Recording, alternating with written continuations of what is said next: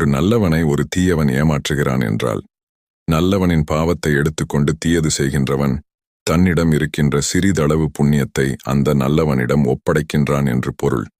இந்த கருத்தை மனதில் பதிய வைத்துக்கொண்டு உலகில் அனைத்தையும் பார்க்க பழகிவிட்டால் அனைத்தும் மிக எளிதாக மிக நீதியாக தோன்றும்.